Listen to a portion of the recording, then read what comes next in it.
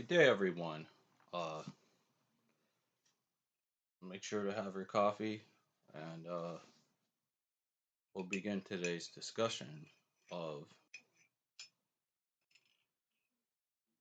the book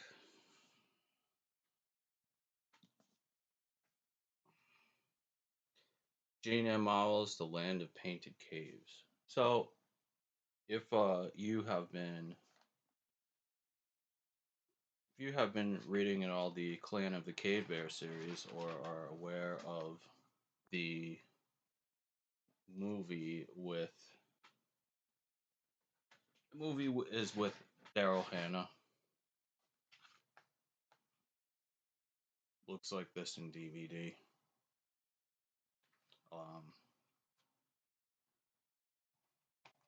this movie was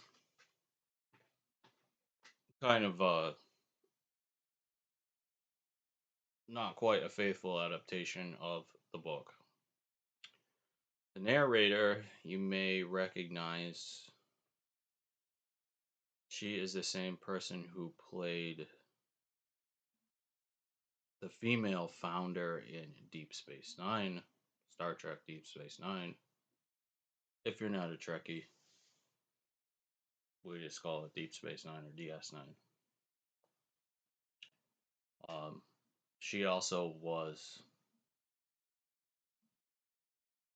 She not only played the female founder, she also played um,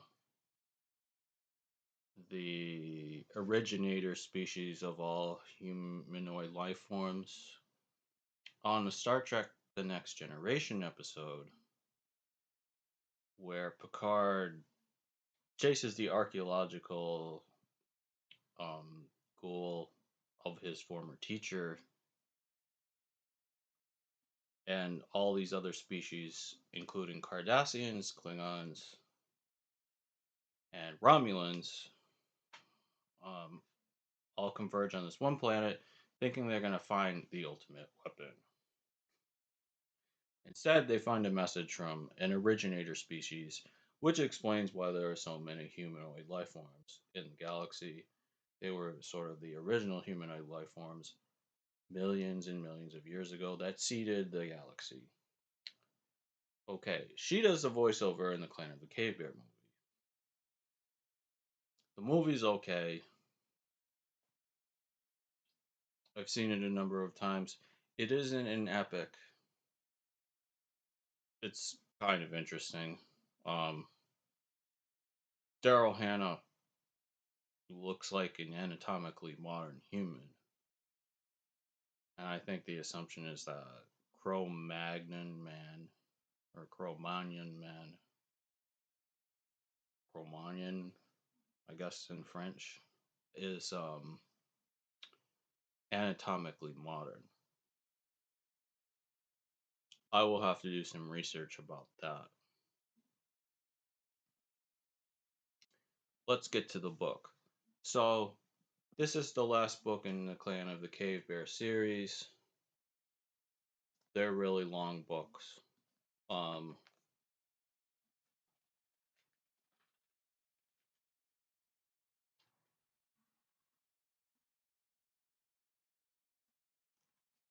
I mean, I, I give this about a B as a book because I feel almost taken away by her descriptions, but I think it could be better. And specifically, I think it could be better written from my POV. I like to see a lot of description. I like it. I like to see what's going on in my mind's eye. And she doesn't always provide enough for me, you know. Um, Also, I feel that she isn't quite creative enough with this Zelandana culture. So she's describing the Cro-Magnon culture in France, and the story is that Ayla and John Dolar journey along the series of these books from basically what is the area of the Crimea, which is where the Neanderthal cave that Ayla begins in, and we'll have to discuss this in a review of the first book, The Clan of the Cave Bear, or review every single book in the series. But um, now they are all the way in France, and what is to become France or Western Europe, according to this map that is in the book. Let's see. According to this map, uh, where is it?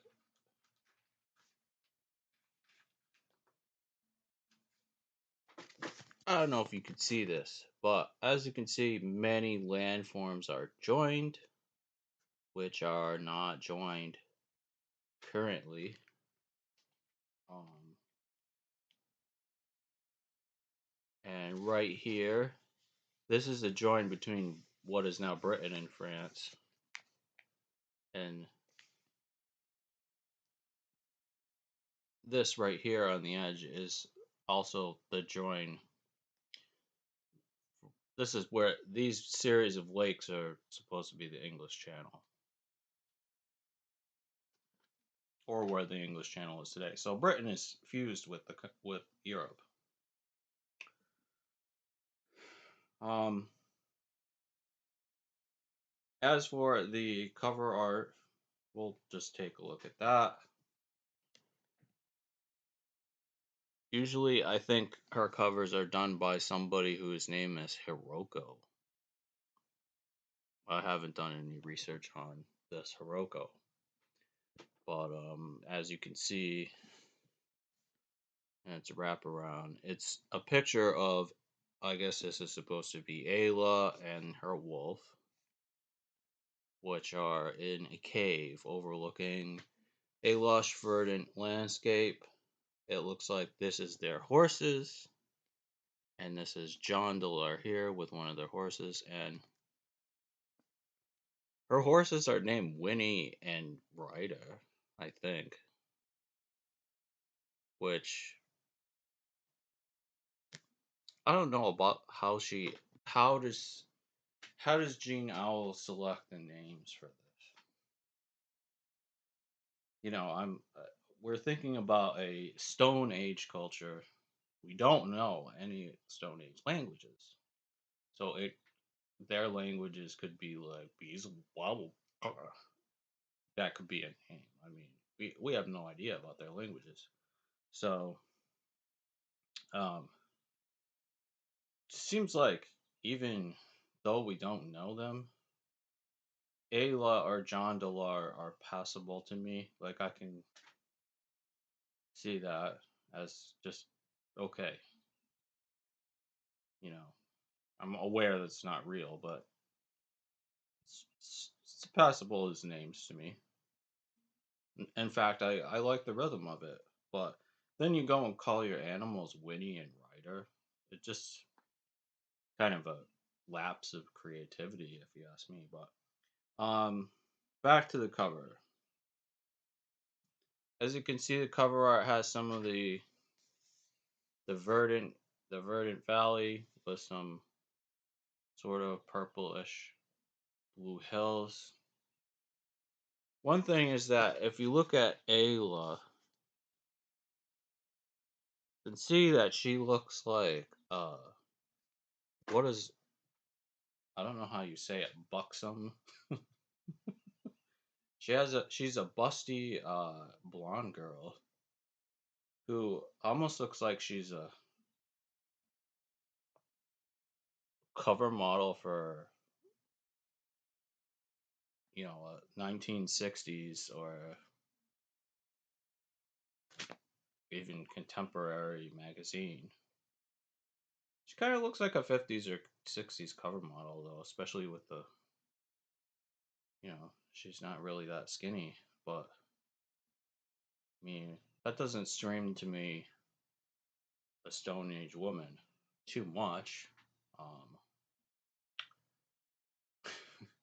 But that's one thing that I have noticed about this series, and there are other series. There are other tellings of a Stone Age story that include this blonde woman who obviously is a lot like a modern model, and then they just stick them in the Stone Age. So, I mean, one remarkable parallel is Dara Hannah. No, not Daryl Hannah. it's Dara Hannah, and she's in the 1950s movie by Roger Corman called Teenage Caveman.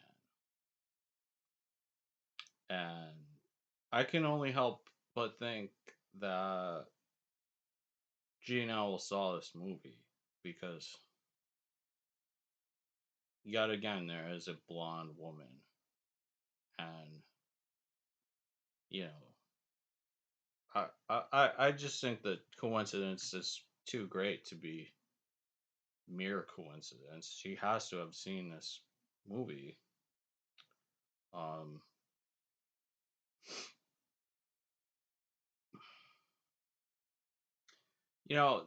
the problem, there is a certain issue with her writing, which is it's meandering, and it doesn't describe things to me with enough visual detail. But despite all of these, you know, in my mind minuses, I think I'm hard pressed to name another series that really is very long and goes into a lot of detail in a prehistoric story. You know, other stories of this genre, like 1 Million BC or Quest for Fire, are written usually, I will say usually because I have to go back and look at them all, which I don't have time to do right now. But they're usually written in a style which is much older. It's like from the 19th century. Certain archetypes are used. And this Clan of the Cave Bear series called Earth's Children. It's the Earth's Children series. This is a lot more of a modern telling. A little bit more. It's a lot more archaeological information, though. She does take liberties with it and give it her interpretation.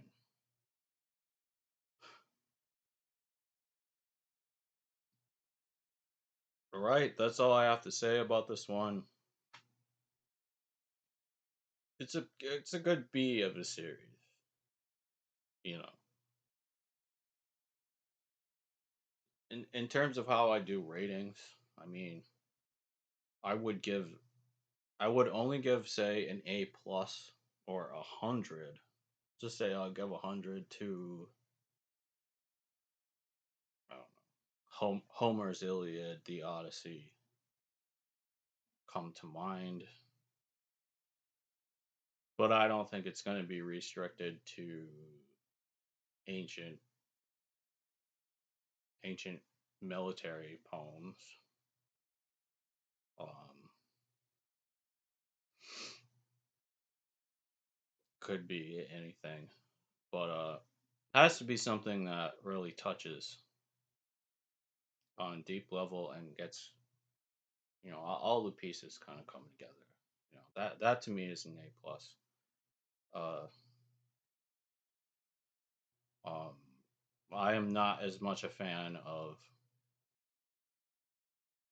like this type of modern writing, which is she has some of the failings of this type of writing. This very long books which are written in this like modern style and packed with a lot of words that I'm not sure need to be there. Now, this is not to say I don't like long books. I'm writing the longest book in the world. I mean, the first complete edition will be 100,000 pages long. And what that means in terms of actual word count is 37 million words, something like that. That's the longest book in the world. I like long books. I like I've always liked the Mahabharata, which is the longest epic so far until I finish mine. Until I finish mine, the Mahabharata is the longest epic. But I like long books. But to me, it has to be written. To me, words have to be like jewels strung on a string of thread. So no matter how long or short it is, it's about how wonderful that jewelry is of words and thought. And that doesn't mean there's one style or one thing that's the best. You know, Homer, the Greek Homer is good, but his style is much more terse than say the Indian epics, which are a little bit more flowery and a little bit more in their mode. I'm not saying one is better, actually. I don't, in other words, but I don't prefer one. Because remember, this is all subjective. You can have your own point of view just as well as I can, in case you're not aware of that. You should be aware of that. I'm just giving my point of view. I'm saying I am aware that this is just my opinion. But this is my opinion is that your book can be as long and short as you want it to be, but it's how nicely it's written. And also, I don't think there's a one size fit all style. You know, one thing that is, makes me makes me angry and just makes me so angry is people that say you can only publish this one style and this is the style that they want and this it's bullshit, man. It's total hogwash. As the British say, it's Tommy rot. You should be able to express yourself in any way that you want. Anyway. And there are millions of different ways. If I wanted to write a book in Shakespearean English, if I wanted to write a book in Chaucer's English, you know, I don't know how many people would buy this. We're not talking about that. You know, we become so driven by how many people are going to buy it. And that's only a natural question, isn't it? The most popular thing. I mean, that this is like high school. you know, sometimes the greatest things. I think Van Gogh, or his name was Van Gogh, but you could say Van Gogh's a good example. Or actually, any artist in that crowd went through this. Nobody liked them. I mean, nobody liked them when they were starting. When they did their most famous revolutionary work, nobody liked them, or a very few people got it. And when they got older, some of them started to get some success, but it was only until they were much older and they had very hard lives. And Van Gogh didn't make it. People didn't like his work. It was only until much later, much later, many decades after he had died, that somebody looked at it and said, well, suddenly this is the great. And everybody has to like this. He's to be in a textbook. This is what I mean. Is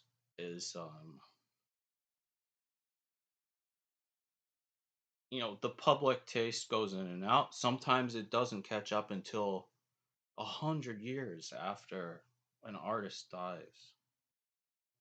So if we went by the tastes of the time that these impressionists were working, and we said these artists, this artist's work of the Impressionist era, what is the most important work from this time? We would be looking at Bouguereau. Do you know who Bouguereau is? Does anybody like Bouguereau? And I'm not sure when Canova. I think Canova lived at this time. Do you want to have a Canova statue? Does anywhere in the textbook say Canova is the direction we should be going in modern art? Doing statues that are modeled on the Apollo Belvedere? Doing atelier paintings? Which I'm actually new. I'm called myself the greatest neoclassicist painter alive. I probably am. I mean, I would say I definitely am, but in for modesty's sake, I will say I probably am. So, do I think that Bouguereau is a good classicist? Because that's what he is. He's doing stuff that's classically derived from Greek and Roman civilization and derived from that technique, even if he's doing sort of Arab subjects or Egyptian subjects. Do I think he's a good neoclassicist?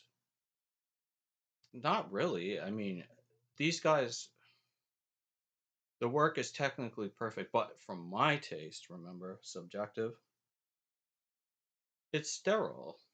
You know, to me, a great artwork has to invoke your feelings, has to invoke your emotions, has to say, come out and grab you and say, you're feeling something. When you're feeling something from the actual lines and colors and shapes and forms and the way that an artist is doing it, that all has to make you feel something. It To me, it can't be just a slick design. There's this there's a there's a sort of slick perfection that I think it is right to say is jaundiced about their work. Now, that's just my taste, though. I don't like later Greek art. I don't like when it became very flowery and effeminate and all of this kind of stuff, and the men became very androgynous or more androgynous. I don't like that. It's not my taste. Um, and people in the 19th century who are basically putting Western European, or what we call white people in this country, Western European white models. They're sort of Western Europeanizing the models. I mean, I guess that's okay. That's a given. You make people look the way that you see. It's a prejudice. You really can't get over it. So if you're in this country, you just see things that way. It's kind of like really hard to get over that, okay?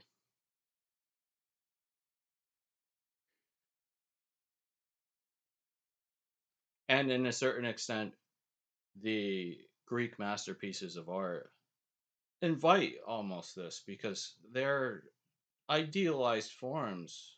They don't exhibit the pronounced characteristics of any Mediterranean physiognomy. They don't show people with large noses, very Mediterranean features, almost like you know, you know, almost like Middle Eastern people.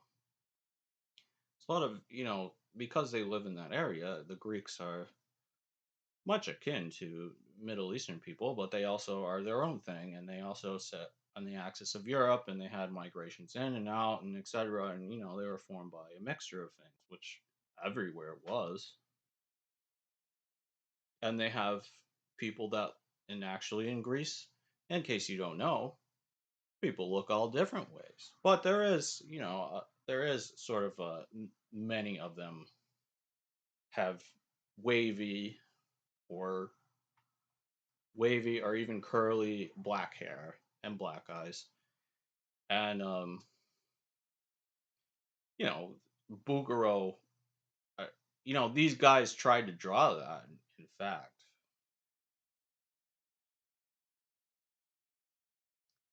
actually, it's similar to coincidentally, or synchronicitously, as Jung would say, this is similar to how we're putting this, blonde bombshell into the caveman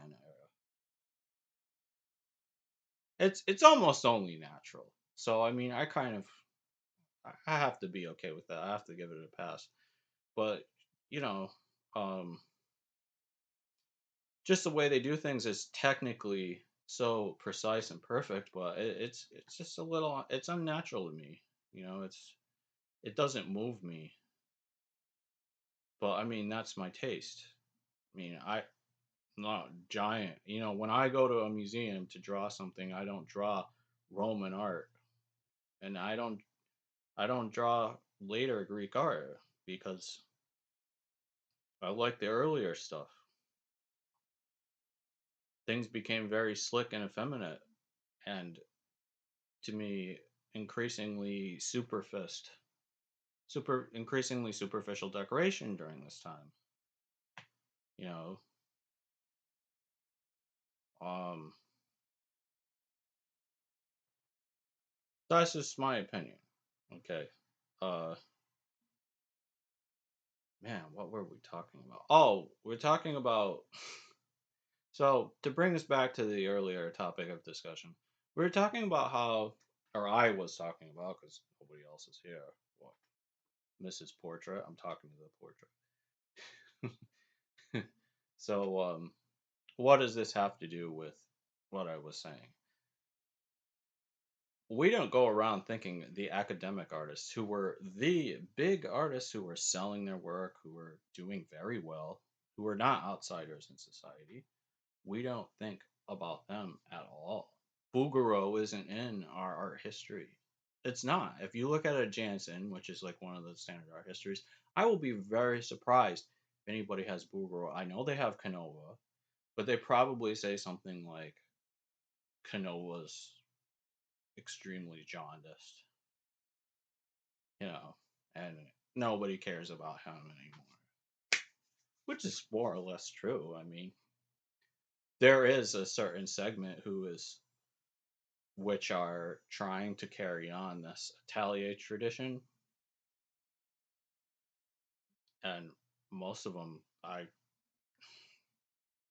most of them seem to have been wed to photorealists, and I can't stand their work. But the majority of art in the art population in the modern world, we are modern artized. We are very influenced by that direction, which the Impressionists and Van Gogh started and became started to morph into modern art. We're very influenced by that. We don't dress like Victorians or Edwardians. We don't have pictures that are Edwardian on our walls. Most of us don't. And when somebody does, it's almost like they are now participating in a counterculture. Some people actually choose to live this way and they recreate the look of a Victorian house, but it's counter to the culture that you see in most people that everybody takes for granted. I'm just speaking here to the very design and aesthetics oriented people who would understand what I'm saying, or those who would like to learn more about this. So, this is what I was saying with this. So, people that were, for the most part, entirely ignored and disliked, many decades later became not only lionized, but they were the pioneers and revolutionaries of creating a new look and style to everything in design in life that we now take for granted.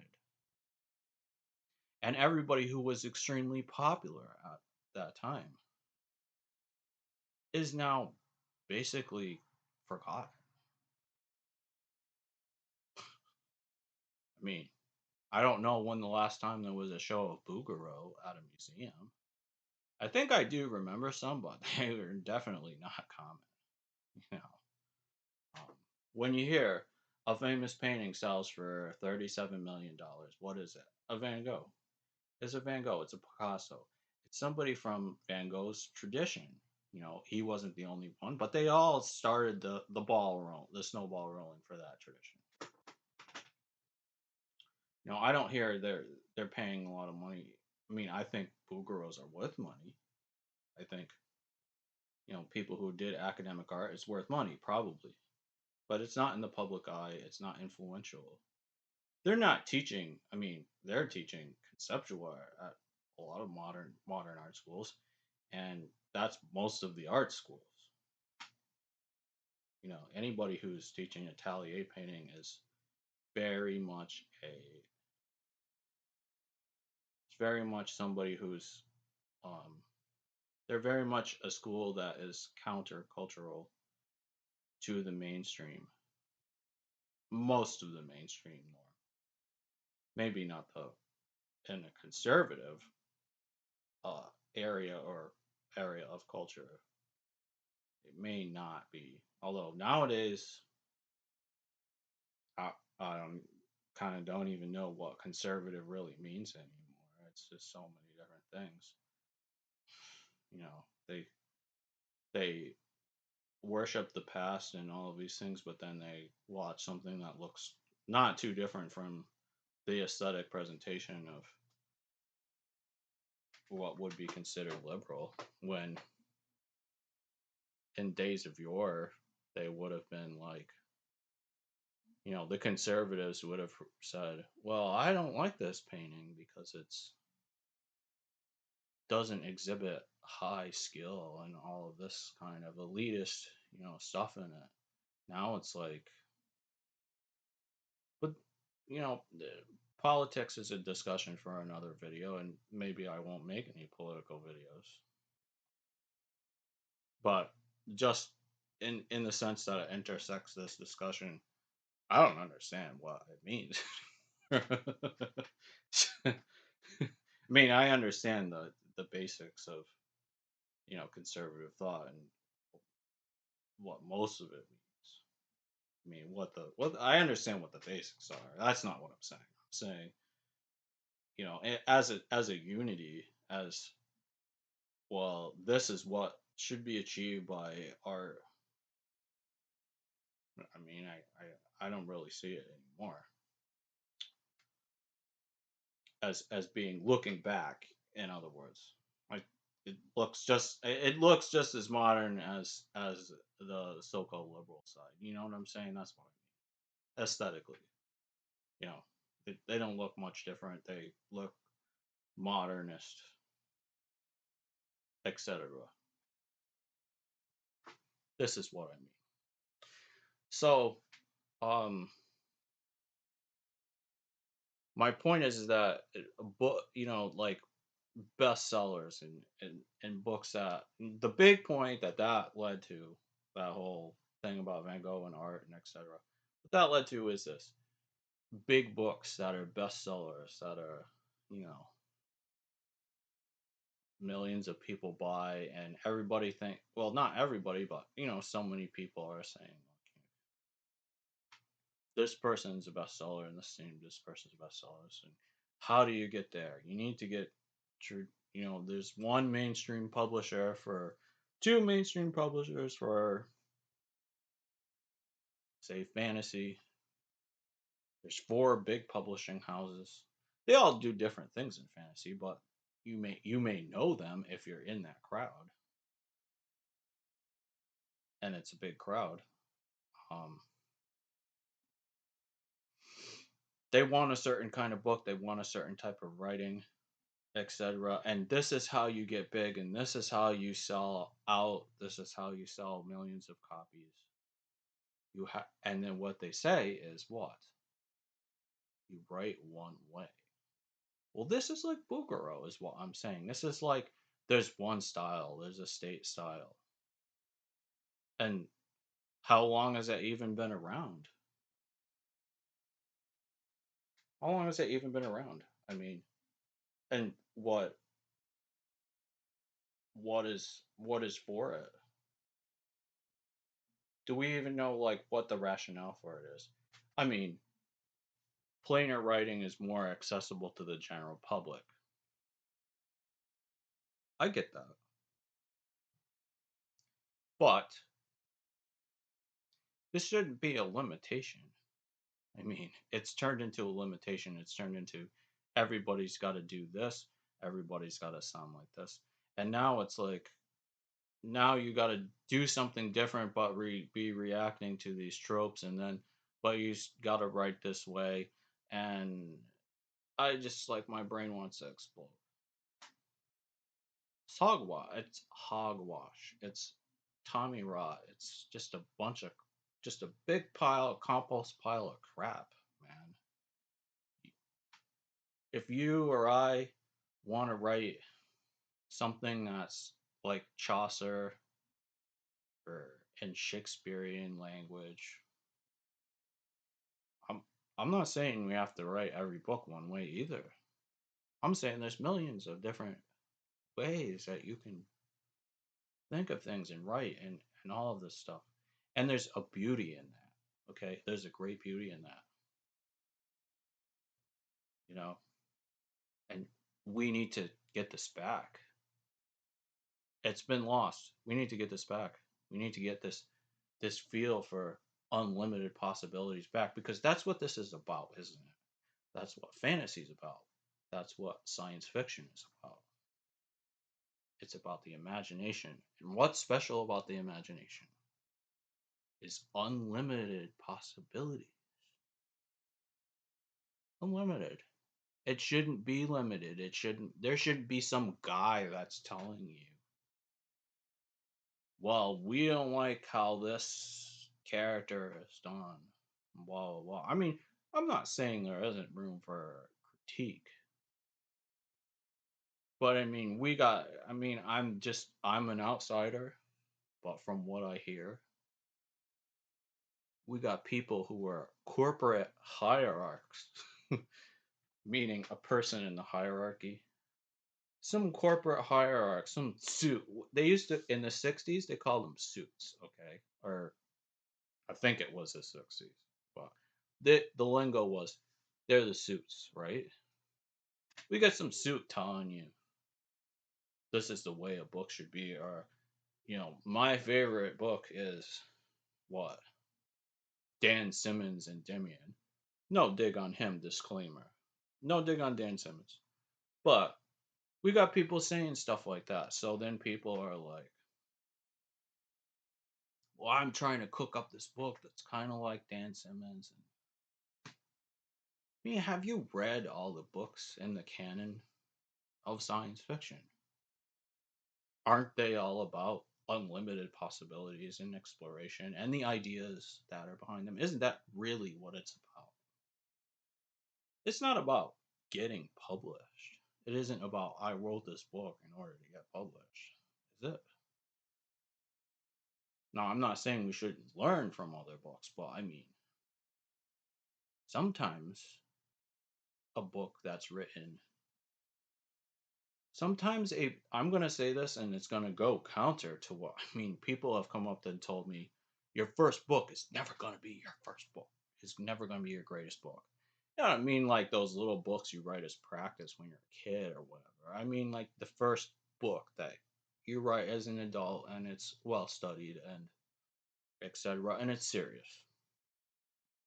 Somebody said to me, well, that first book is never going to be your best book. And at the time, I thought my first book was my best book. Why?